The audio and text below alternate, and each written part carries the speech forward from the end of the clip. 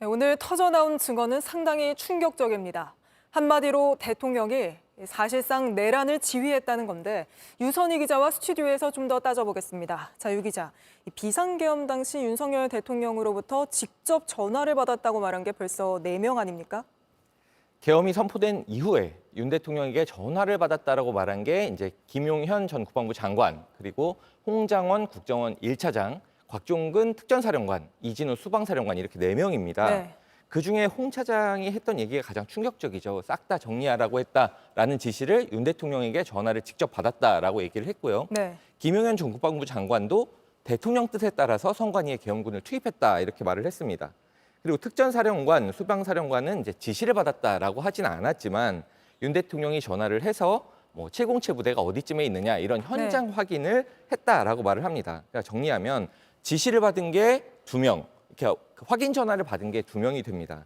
그렇다면 최소한 초기 작전은 윤 대통령이 직접 지휘를 했다라고 볼 수가 있습니다.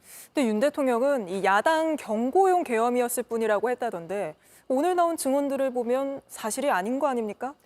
그러니까 계엄 선포 다음 날이죠. 지난 4일에 용산에서 열린 당정대 회동에서 나온 얘기입니다. 계엄은 야당의 폭거에 대한 경고용 조치였다 이렇게 얘기를 했는데요. 이거에 대해서 어제 김민전 국민의힘 최고위원의 발언을 들어보겠습니다. 민주당이 얼마나 무도하게 굴고 있는지를 국민들에게 알리기 위해서 제대로 노력하지 못한 것이 결국 지난번에 계엄이라고 하는 있어서는 안 되는 일이 발생했던 것이 아닌가. 네, 하지만 오늘 확인된 지시 내용은 이런 게 아니었죠. 윤 대통령이 직접 전화를 해서 이번 기회에 싹 다 정리하라는 지시를 받았다라는 증언, 네. 그리고 김용현 전 장관이 이제 전화를 해서 국회 본회의장에서 의원들을 다 끌어내라고 했다라는 특전사령관의 증언이 이렇게 나왔습니다. 그러니까 경고가 아니라 사실상 국회를 좀 마비시키려고 했다라고 보이는 대목이거든요. 네. 또 김용현 전 장관은 윤 대통령 뜻에 따라서 부정선거 수사를 위해서 선관위에 계엄군을 보냈다라고 말을 했습니다. 그리고 실제 국회보다 더 많은 계엄군을 선관위로 보냈거든요. 이거를 야당에 대한 경고 수준으로 볼 수 있는지 의문이 생기는 대목입니다. 대통령이 사실상 이 내란을 지휘했다고 볼 수 있다는 지적도 많지 않습니까? 네, 계엄 선포부터 지휘까지 이 모든 과정이 위헌적이다라는 지적이 많습니다. 네. 우선 계엄 선포 요건이 안 됐고요. 국회에 또 계엄을 통과하지도 않았습니다. 그리고 국회의원들은 계엄령 하에 있더라도 현행범이 아니면 체포를 당하지 않을 특권이 있는데 체포조를 운영을 했죠. 그리고 국회를 계엄 해제를 국회가 요구를 하면 계엄을 해제를 해야 되는데 근데 국회의원들을 이제 끌어내서 그걸 막으려고 했다라는 증언도 나왔습니다. 이 증언에 대해서 홍장원 국정원 1차장이 여인영 방첩사령관에게 했다는 얘기 직접 들어보겠습니다. 선배님, 이걸 도와주세요 하면서 체포조가 나가 있는데 소재 파악이 안 됩니다.